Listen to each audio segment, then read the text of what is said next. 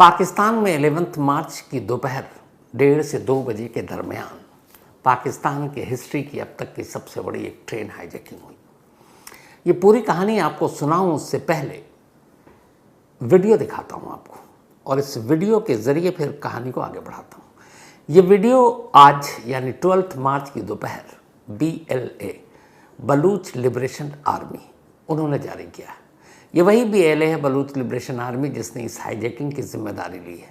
Baloch liberation army असल में बलूचिस्तान की आज़ादी के लिए लड़ाई लड़ने वाला एक ऑर्गेनाइजेशन है। ये बलूच स्टूडेंट ऑर्गेनाइजेशन था पहले, BSO, बाद में फिर BLA हो गया। तो इस वीडियो में ये क्लेम किया और पहली बार इस हाईजैकिंग की तस्वीर लाइव रिकॉर्ड की गई जो आपके सामने है। जो पहली तस्वीर है आप देखेंगे चारों तरफ पहाड़ी पहाड़ी है। उस पहाड़ियों के बीच से एक ट्रेन गुजर रही है। ये जाफर एक्सप्रेस है, वही ट्रेन जो कोयटा से पेशावर तक के लिए जा रही थी। तो बीच पहाड़ी के बीच से ये रेलवे ट्रैक और ये ट्रेन गुजर रही है। अचानक रॉकेट लॉन्चर से एक वहाँ पे धमाका होता है और आप देखेंगे तो निशाना इस ट्रेन के इंजन को बनाया गया था। इंजन के पास ये आकर धमाका होता है, काला धुएं का गुबार आसमान में उड़ता हुआ दिखाई देता है। इसके बाद बाकायदा BLA ने इस वीडियो को ट्वीट भी किया। फिर इस ट्रेन को वापस इस वीडियो को रिवाइंड करते हैं और फिर से दिखाते हैं कि कैसे निशाना लिया गया। तो अब दोबारा वही धमाका रिवाइंड करके फिर कैमरा घूमता है और दिखाया जाता है कि पहाड़ी में कैसे BLA के जो लड़ाके हैं वो बैठे हुए हैं पहाड़ी पर, बाकायदा निशाना लेकर मोर्चा संभाले हुए। इसके बाद इस वीडियो की तीसरी तस्वीर आती है। यही ट्रेन अब हाईजैक हो चुका। हाईजैक होने के बाद ट्रेन के अंदर बैठे तमाम मुसाफिर बाहर हैं। इन मुसाफिरों को 3 अलग अलग ग्रुप में बिठाया गया, आप देखेंगे ध्यान से तो, और तीनों ग्रुप में अलग अलग BLA के जो लोग हैं वो उनको गन पॉइंट पर लेकर खड़े हैं। और जो रिपोर्ट आई है वो ये कि इन तीनों ग्रुप के साथ साथ BLA के सुसाइड बॉम्बर भी हैं, यानी वो सुसाइड बॉम्बर जो ज़रूरत पड़ने पर ख़ुद को उड़ाकर इन सबको भी मारते हैं। तो बाकायदा उन्होंने एक्सप्लोसिव वेस्ट पहना हुआ है, मतलब बारूद की जैकेट, और हर ग्रुप के जो बंधक हैं जो उनके साथ इनके सुसाइड बॉम्बर भी हैं।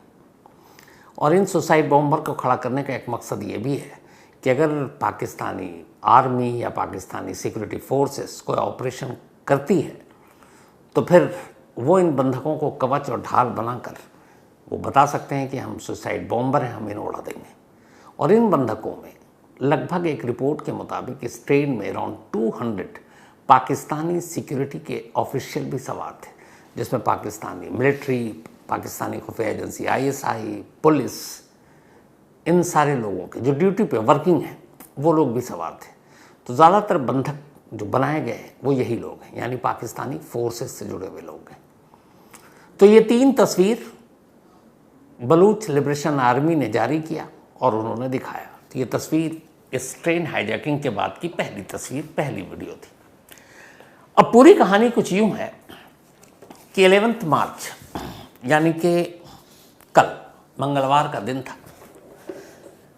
जाफर एक्सप्रेस पाकिस्तान में एक बहुत मशहूर, जैसे अपने देश में है ना राजधानी एक्सप्रेस और बाकी, तो जाफर एक्सप्रेस वहाँ कई बार सुर्खियों में रहा। उसकी वजह है कि 2024 में भी जाफर एक्सप्रेस पर एक बार बम से हमला किया गया था जिसमें 28 लोग मारे गए थे।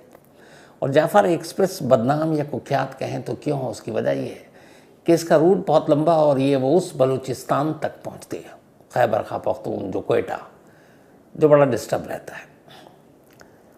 तो 39 अप जाफर एक्सप्रेस, इसे 11 मार्च यानी कि ट्यूसडे को सुबह 9 बजे कोयटा से रवाना होना था, कोयटा रेलवे स्टेशन से, और 36.5 घंटे का सफ़र तय करने के बाद इसे कोयटा से निकलकर फिर पेशावर पहुंचना था, Peshawar cantt railway station. Quetta से इसकी रवानगी सुबह 9 बजे तय थी। इस ट्रेन के लिए जो रिजर्वेशन था इस पूरी जर्नी में कोयटा टू पेशावर 44 स्टेशन ऐसे थे जहां इस ट्रेन को रुकनी थी। 44 स्टेशन थे। तो 44 स्टेशन, 1600 किलोमीटर का सफ़र कोयटा टू पेशावर, और लगभग 750 लोगों ने इस ट्रेन में रिजर्वेशन करा रखा था। 750 लोगों ने रिजर्वेशन करा रखा था। 750 लोग एक साथ नहीं, अलग अलग शहरों से बैठते। लेकिन क्वेटा से 450 पैसेंजर इस ट्रेन में सवार हुए, जिनमें से 200 पाकिस्तानी फोर्सेस के ऑफिशियल थे और 250 आम मुसाफिर, उसमें औरतें, बच्चे, बुजुर्ग। तो सुबह 9 बजे ये ट्रेन क्वेटा से चली।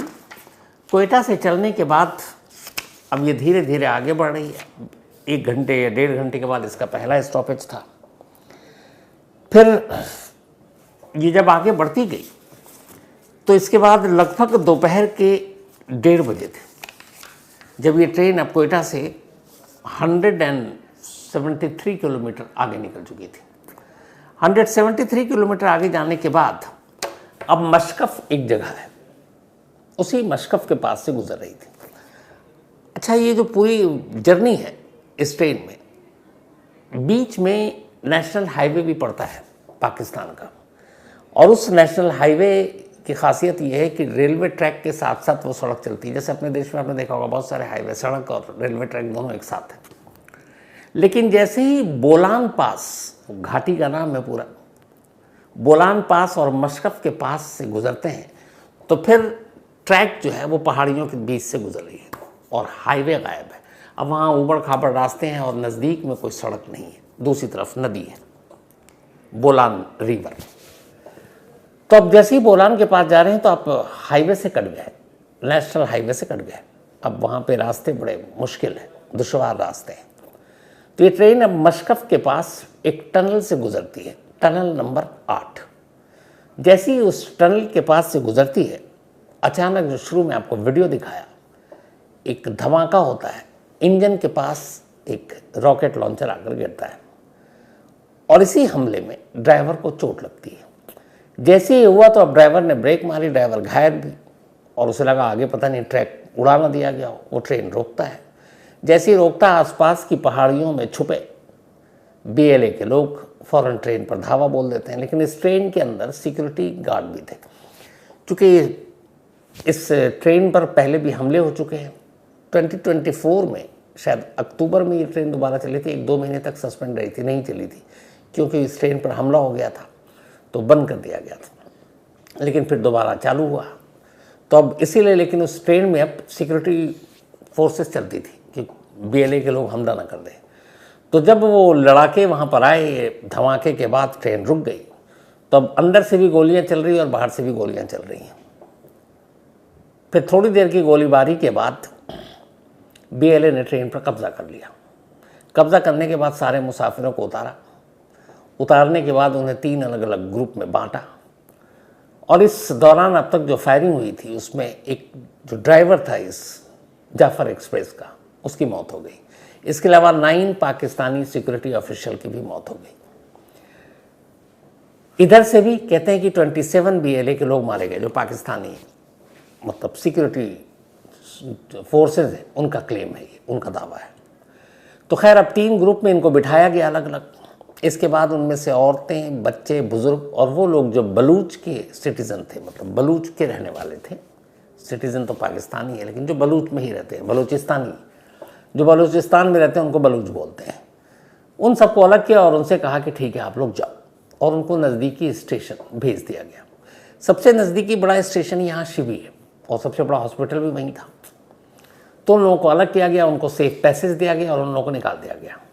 अब बाकी अराउंड 180 के आसपास ऐसे लोग जो पाकिस्तानी ऑफिशियल थे, या तो मिलिट्री में या ISI में या पुलिस में पोस्टेड थे, उनको बंधक बना लिया गया। बंधक बनाने के बाद फिर BLA ने एक स्टेटमेंट जारी किया और BLA ने एक बयान जारी कर ये कहा कि अगर इन बंधकों को छुड़ाने की कोशिश की गई तो इसका अंजाम बुरा होगा। और बाकायदा उन्होंने इस हाईजैकिंग की जिम्मेदारी भी ले ली और एक रिलीज़ जारी की। और रिलीज़ जारी करने के बाद उन्होंने कहा कि जाफर एक्सप्रेस के 182 मुसाफिरों को बंधक बना रखा। ये ऑफिशियली उनका BLA का जो प्रेस रिलीज़ जारी किया उन्होंने। जबकि गोलीबारी में उनका कहना है कि पाकिस्तानी मिलिट्री के 11 लोग मारे गए। BLA ने अपने इस बयान में ये भी कहा कि उन्होंने पाक आर्मी का एक ड्रोन मार गिराया साथ ही ये भी कहा कि ट्रेन पर पूरी तरह से कब्जा है और उन्होंने कहा कि इस ट्रेन में पाकिस्तानी आर्मी, पुलिस, आईएसआई और एटीएफ के स्टाफ जिनको बंधक बनाया गया है। इस स्टेटमेंट में बीएलए ये भी कहता है कि औरतें, बच्चे, बुजुर्ग और बलोच नागरिकों को छोड़ दिया गया है और साथ में धमकी दी गई अगर पाकिस्तानी मिलिट्री ने या सिक्योरिटी फोर्सेस ने बंधकों को छुड़ाने की कोशिश की या कोई ऑपरेशन किया तो फिर वो एक एक कर इन सारे बंधकों को यानी 182 जो होस्टेजेस हैं उनको मार देंगे। बाकायदा बीएलए ने ये भी बताया कि इस ट्रेन को हाईजैक किसने किया है। बीएलए उनकी यानी कि बलूच लिबरेशन आर्मी की उनकी अपनी अलग अलग विंग और यूनिट्स हैं, उस यूनिट्स का भी नाम दिया जिन्होंने इस ट्रेन को हाईजैक किया। उन यूनिट्स के नाम है जो बीएलए के, उसमें हैं एक नाम बीएलए की मजीद ब्रिगेड, इसके अलावा STOS, फतेह स्क्वाड और जीरब यूनिट। 4 अलग अलग यूनिट है बीएलए के जिन्होंने इस ट्रेन को हाईजैक किया है। तो उन्होंने स्टेटमेंट जारी किया, कल आज वीडियो जारी कर दिया कि ये देखो हमने इस तरह हाईजैक किया। अब एक अफसोसनाक खबर जो आ रही है और फिक्रमंद वाली, वो ये पाकिस्तानी मिलिट्री के लिए भी, कि अभी कुछ देर पहले क्वेटा में 200 ताबूत 200 कॉफिन भेजे गए। अब क्वेटा से ही ये ट्रेन चली थी, लगभग 173 किलोमीटर दूर है। चूँकि वहाँ पे कितने जो औरतें, बुजुर्ग या बलूच सिटीजन थे उनको तो छोड़ दिया, लेकिन बाकी बंधक हैं और ख़ुद बीएलए कह रहा कि 182 हमारे कब्ज़े में है। ऑपरेशन में दुश्वारी ये है कि सारे जो होस्टेजेस हैं उनके इर्द गिर्द बलूच के लोग और सुसाइड बॉम्बर हैं। ये ऐसी जगह पर हैं जहाँ पर अगर कोई ऑपरेशन होता है तो सीधे बंधकों को ख़तरा है, होस्टेजेस को, कि वो अंधाधुंध मार न दे। उनके पास सारे ऑटोमेटिक जो लेटेस्ट वेपन है, रॉकेट लॉन्चर है, तो हथियार भी उनके पास ख़तरनाक है, गोला बारूद भी है और गन पॉइंट पर सारे होस्टेजेस हैं। तो अगर कोई ऑपरेशन होता है तो उनकी जान भी ख़तरे में जाएगी। दूसरा, पाकिस्तानी आर्मी को ये भी डर है कि जो इलाका है पूरा वो बेहद दुश्वार है, वहाँ तक कोई मेन मतलब रोड उस तरह का नहीं है, सड़क, कि आप वहाँ से अपना कारवां भेजें और फिर वो वक्त पे पहुँचे। तो वो भी एक दुश्वारी है, पहुँचने में रास्ता मुश्किल है चूँकि हाईवे से कनेक्टेड नहीं है। और पहाड़ी इलाके का एक एडवांटेज बीएलए को ये भी है कि वो पहाड़ियों में छुप छुप कर बैठ कर मोर्चा लिए हुए हैं, डटे हुए हैं। तो अगर दूर से भी वो उनको कुछ दिखाई देता है कि कोई टुकड़ी चली आ रही है तो वो उस पर अटैक कर सकते हैं। तो इसीलिए लगभग 30 घंटे से ज़्यादा हो गए, 33-34 घंटे हो चुके हैं, होस्टेज क्राइसिस अब भी बना हुआ है। सारे बंधक अब भी उनके पास हैं और बीएलए ने धमकी दी है। अब बीएलए ने धमकी दी है कि ऑपरेशन करेंगे तो मार देंगे, लेकिन सवाल ये कि बीएलए ने इस ट्रेन पे अटैक क्यों किया। तो बीएलए यानी कि बलूच लिबरेशन आर्मी और पाकिस्तानी आर्मी या पाकिस्तानी गवर्नमेंट, इन सब की एक पुरानी तकरार या दुश्मनी चली आ रही है। जब भारत पाक अलग हुआ, बंटवारा किया अंग्रेज़ों ने, उसके बाद बलूचिस्तान पाकिस्तान के हिस्से में रहा। पाकिस्तान के 4 स्टेट हैं, कुल 4 राज्य हैं, लेकिन जो सबसे बड़ा इलाके के हिसाब से, क्षेत्रफल के हिसाब से जो राज्य है वो बलूचिस्तान है। और कहते हैं बलूचिस्तान में जो खनिज है, जो बाकी नेचुरल चीज़ें हैं, वो पाकिस्तान के किसी और स्टेट में नहीं है। मतलब बहुत ही अमीर स्टेट है एक तरह से कहें तो बलूचिस्तान, जिससे पाकिस्तान बहुत कमाता है। लेकिन सबसे गरीब लोग बलूचिस्तान के हैं। वजह यह है कि पाकिस्तान की हुकूमत चाहे जो भी रही हो 1947 से, या फिर वहाँ की आर्मी, बलूचिस्तान से वो सारी चीज़ें महंगी महंगी तो वो हासिल करती है, लेकिन उसको अपने बाकी जो पंजाब, इधर लाहौर, कराची, इस्लामाबाद, इन लोगों के ऊपर वो सारी चीज़ें खर्च करती है। बलूच लोगों के हिस्से में कुछ नहीं आता। बलूच का कल्चर भी अलग है, उनकी तहजीब भी अलग है, उनके रहने का ढंग अलग है, सब कुछ अलग है। और वो शुरू से नहीं चाहते थे कि वो पाकिस्तान का हिस्सा बने। बलूचिस्तान की यही मांग है कि बलूचिस्तान एक अलग देश हो, एक आज़ाद देश हो जो पाकिस्तान के साथ ना हो। और उसकी इसी डिमांड को लेके वहाँ अलग अलग बहुत सारे ग्रुप बने। कहते हैं कि अभी लास्ट 20-25 साल में ही 25,000 से ज़्यादा बलूचिस्तान लोग जो इस क्रांति को उठा रहे थे उनको मार दिया गया। 20-25 लोग आज भी गायब है जिनका कोई सुराग नहीं है। वहाँ की पाकिस्तान की मिलिट्री पर इल्ज़ाम लगता है कि वो जब तब बलूच के लोगों पर जुल्म करते हैं, उनके घरों को जला देते हैं, उनके लोगों को उठा लेते हैं, जवान लड़कों को गोलियों का निशाना बनाते हैं। तो ये सारी लड़ाई चल रही है जिसकी वजह से बलूचिस्तान के लोग एक मुहिम पर हैं अपने देश की आज़ादी की, एक बलूचिस्तान अलग मांग को लेकर। और बहुत सारे बलूच के लोग जेलों में हैं पाकिस्तान के। तो यही वो सारी चीज़ें हैं जिसकी वजह से इस हाईजैकिंग के ज़रिए BLA अपनी बात पाकिस्तान सरकार तक पहुंचाना चाहता है। हो सकता है कुछ समझौता या कुछ अपनी मांगे भी मनवानी हो तो उसके ज़रिए कि इस बंधकों की रिहाई के बदले में क्या किया जाए। लेकिन कुल मिलाकर हालात ये हैं कि 32-33 घंटे हो चुके हैं। ये ट्रेन उसी पहाड़ी के इलाके में खड़ी है और कमाल ये है कि जो पूरा इलाका है इसमें बहुत सारे टनल से होकर ट्रेन गुजरती है। जिस जगह पर ये हुआ है मशकफ, ये जस्ट टनल से ट्रेन बाहर ही निकली थी और टनल नंबर 8 है ये। और ऐसे बहुत सारे टनल हैं आसपास का जो लोकेशन है, चूँकि यहाँ सड़क नेशनल हाईवे से कट गया तो पूरी प्लानिंग थी BLA की कि कहाँ पर इस ट्रेन पे अटैक करना है ताकि ये सड़क से दूर हो, हाईवे से दूर हो, पाकिस्तानी फोर्सेस को पहुँचने में वक्त लगे। कुछ ड्रोन भेजे गए थे कोयटा से, उस ड्रोन को भी मार गिराने का इन्होंने दावा किया है।